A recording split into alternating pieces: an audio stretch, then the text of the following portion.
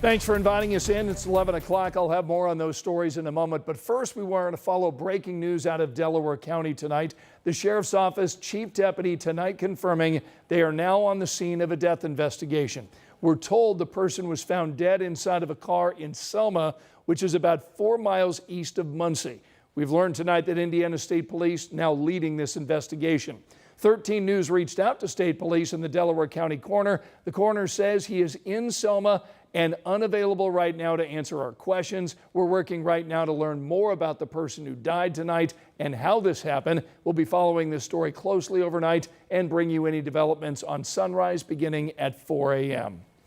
Tonight, police here in Indianapolis are now looking for a second suspect after an exchange of gunfire with IMPD officers. We're lucky that no one was hit. Police confirmed to 13 News one person is in custody tonight. That 32-year-old was the suspect wanted from the original domestic disturbance that started all of this. Tonight he's facing several preliminary charges, including robbery and strangulation.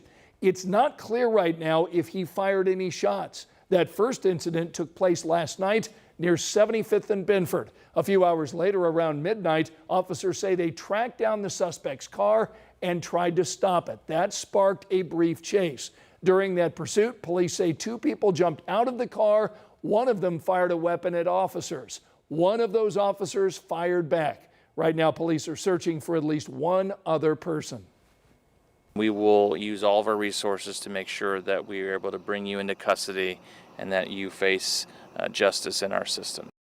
The police officer was wearing a body camera at the time of the gunfire, and tonight is on administrative leave, which is IMPD policy. Again, there are no known injuries to police, suspects, or any community members. Now, if you have any information about this case that could help investigators, please call IMPD.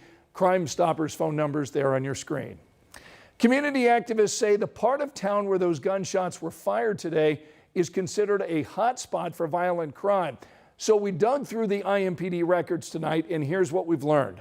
This year, officers have taken at least 87 reports for violent crime in the Northwest District. Reverend Charles Harrison with the Indy 10-Point Coalition told us this is a problem without an easy solution, but it's going to take more than one person or more than one organization.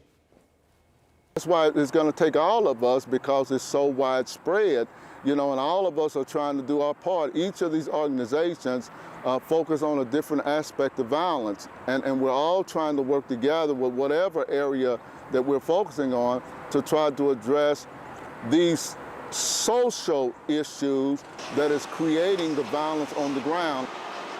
Police note crime is down overall. Now, we tried to engage with some other people living in this area, but most of them expressed fear or did not want to be seen talking to us.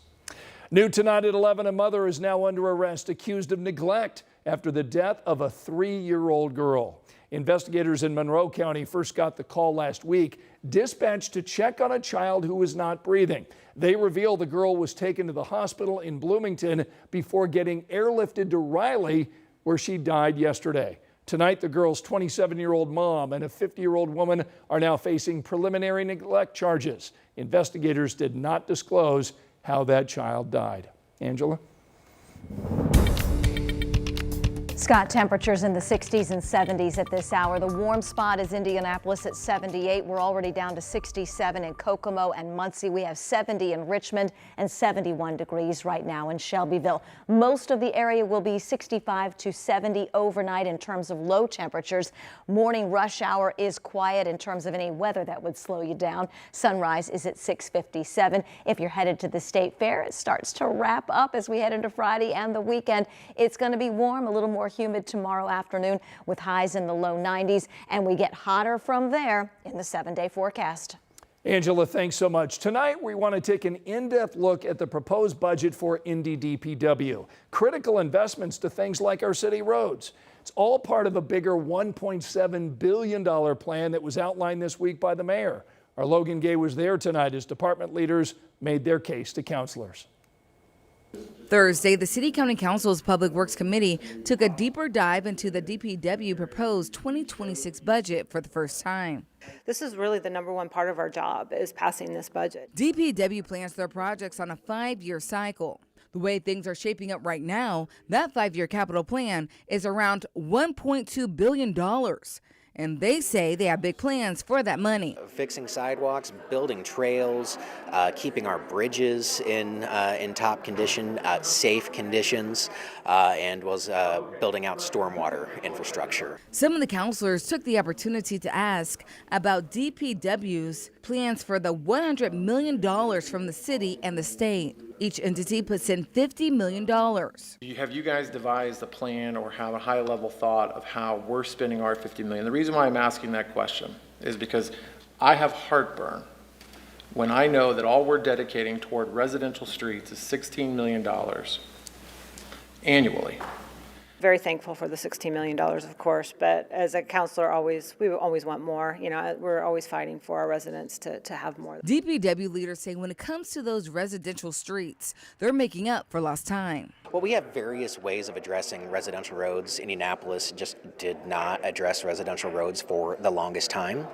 And so as a result, there's a backlog of need. And so you go back about maybe 3-4 years ago, the council started putting out $25 million a year through fiscal distributions to help address the roads. Up next, the Public Works Committee will meet for a review and analysis of DPW's budget plans on September 25th with a vote on the full budget in October.